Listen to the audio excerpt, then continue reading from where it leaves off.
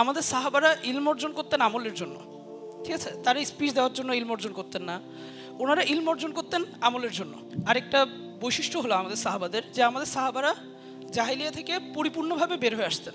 ওনারা যখন ইসলাম গ্রহণ করতেন, যখন ওনারা দিন গ্রহণ করতেন, ওনারা জাহিলিয়া থেকে পরিষ্কারভাবে বের হয়ে আসতেন।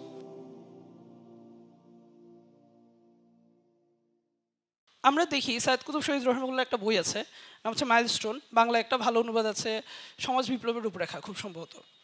সো ওখানে উনি একটা কথা, মানে একদম প্রথম চ্যাপ্টারেই একটা আলোচনা করছেন, সেটা হচ্ছে যে সাহাবাদের মতো লোক এখন কেন তৈরি হয় না। তো ওখানে উনি তিনটা কারণ বলছেন। তার মধ্যে একটা কারণ হলো আমাদের সাহাবারা ইলম অর্জন করতেন আমলের জন্য, ঠিক আছে? তারা স্পিচ দেওয়ার জন্য ইলম অর্জন করতেন না, তারা বা নিজেদেরকে খুব দেয়ানি দেখানোর জন্য, ওই যে শাহেদ ভাই আমার নামের আগে অনেকগুলো টাইটেল বলছেন, ওই টাইটেলগুলো লাগানোর জন্য না, ওনারা ইলম অর্জন করতেন আমলের জন্য, ঠিক আছে? সো ব্যাপারটা কেমন ছিল?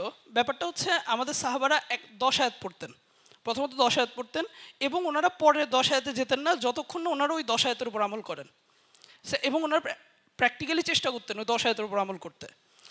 এমন অনেক সাহাবা আছেন যারা ইন্তেকাল করছেন, কিন্তু তাদের একটা সূরা মুখস্থ ছিল, শুধুমাত্র একটা, এবং সেটার উপরে ওনারা পুরো জীবন আমল করে গেছেন, ঠিক আছে?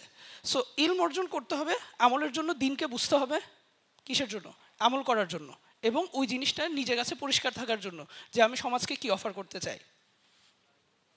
তৃতীয়ত যে বিষয়টা, সেটা হচ্ছে সাইয়েদ কুতুব শহীদ রহমাহুল্লাহ যে তিনটা কারণ বলছেন, তার মধ্যে আরেকটা কারণ হলো, আরেকটা বৈশিষ্ট্য হলো আমাদের সাহাবাদের, যে আমাদের সাহাবারা জাহিলিয়া থেকে পরিপূর্ণভাবে বের হয়ে আসতেন।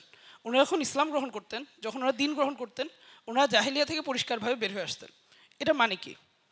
ধরেন আমরা দিন পালন করি, ঠিক আছে, কিন্তু আমাদের চিন্তাভাবনা বা ধরেন আমরা যখন সিদ্ধান্ত নিই, আমাদের এখানে অনেক কিছু জাহিলিয়া দ্বারা প্রভাবিত হয়। আমরা দিন পালন করি, কিন্তু আমরা আল্লাহর আইন আমাদের ব্যক্তি জীবনে, সমাজ জীবনে প্রতিষ্ঠা করতে চাই না। এমনকি আমাদের ইসলামপন্থীদের মধ্যেই, যারা নিজেকে ইসলামপন্থী বলি, অনেকেই আছেন যখন আপনি শরিয়ার কথা বলেন তাদের গায়ে আগুন ধরে যায়। তো এই জিনিসটা, আমাদের ইমান আসলে জাহিলিয়া দ্বারা পরিপূর্ণ, বা আমাদের যে প্র্যাকটিস, এই জিনিসটা জাহিলিয়া দ্বারা পরিপূর্ণ। আপনি আবু বকর রাদিয়াল্লাহু আনহুর কথা দেখেন। আমরা তো অনেক আমাদের কেন পার্লামেন্টে যাওয়া উচিত, আমাদের সংসদে যাওয়া উচিত, সংসদে গিয়ে আমরা অনেক কিছু করে ফেলবো, ইসলাম প্রতিষ্ঠা করে ফেলবো, এই ধরনের কথাবার্তা বলি না? কাফেরদের পার্লামেন্ট ছিল দারুন নদওয়া। যখন আবু বকর রাদিয়াল্লাহু আনহু ইসলাম গ্রহণ করেন, উনি প্রথম কি কাজ করেন জানেন? উনি দারুন নদওয়া থেকে চলে আসেন। আমরা দিন ইসলামে আসার পর আমরা পার্লামেন্টে যাওয়ার জন্য পাগল হয়ে যাই, কিন্তু ওনারা প্রথম যে কাজ করেন সেটা হচ্ছে পার্লামেন্ট থেকে চলে আসা। কাফেরদের পার্লামেন্টকে ওনারা পুরোপুরি বর্জন করে চলে আসছেন। তো এই যে যখন আমরা দিন পালন করি, তখন প্রতিটা ক্ষেত্রে আমরা দিনকে প্রায়োরিটি দিই কিনা। যেমন আপনি লা ইলাহা ইল্লাল্লাহর কথা চিন্তা করেন। লা ইলাহা ইল্লাল্লাহ মানে কি?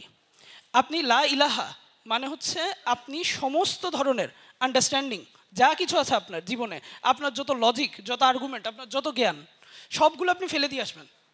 সবগুলো ফেলে দিয়ে এসে আপনি আল্লাহর আধিপত্য এবং আল্লাহর যে ল, এই জিনিসটাকে মেনে নেবেন, সব কিছু ফেলে দিয়ে এসে। সো আপনি যখন একটা সিদ্ধান্ত নেবেন, আপনার কাছে সবার প্রথমে থাকবে আপনার নুসুস কী বলে, আপনার বউ কী বলে সেটা না, বা আপনার সমাজ রাষ্ট্র কী বলে, বা পাশের বাসার ভাবি কী বলে, এই জিনিসপত্রগুলো না। আপনার সবার ফার্স্টে যে জিনিসটা চিন্তায় থাকবে সেটা হচ্ছে কোরআন ও সুন্নাহ দ্বারা আপনি পরিচালিত হচ্ছেন কিনা। এটা শুধু মুসলমানদের ক্ষেত্রে না, এটা ইভেন কাফেরদের ক্ষেত্রেও। ওই যে একটা জিনিস প্রায় সময় বলে যে যারা বিপ্লব আনছে, আপনি যদি দেখেন ফ্রেঞ্চ রিভলিউশন, আপনি দেখেন রাশিয়ান রিভলিউশন, বা যারা যারা বিপ্লব আনছে, ইভেন খ্রিস্টানরা যখন পৃথিবীতে প্রভাব বিস্তার করে, তখন সবচেয়ে যারা এই বিপ্লবটা আনে, যারা এই জিনিসটা প্রতিষ্ঠা করে, তারা হচ্ছে একদম, আমরা এখন মুসলমানদের যাদেরকে ধর্মান্ধ বলে, উগ্রবাদী গোড়া বলে, তাদের মধ্যে সবচেয়ে উগ্রবাদী ধর্মান্ধ অংশটা বিপ্লব আনছে। আপনি যদি আপনার আদর্শের উপর পরিপূর্ণভাবে আস্থা আনতে না পারেন, আপনি যদি আপনার আদর্শকে পরিপূর্ণভাবে ধারণ করতে না পারেন, জাহিলিয়ার প্রতি আপনার ভালোবাসা থেকে যায়, তাহলে আপনি কখনো আপনার আদর্শের বিজয় আনতে পারবেন না। এটা দুনিয়ার সুন্নাহ, এখানে কোনো আর্গুমেন্ট নাই। এটা এভাবেই হয়ে আসছে, সেটা মুসলিমদের ক্ষেত্র, কাফেরদের ক্ষেত্র।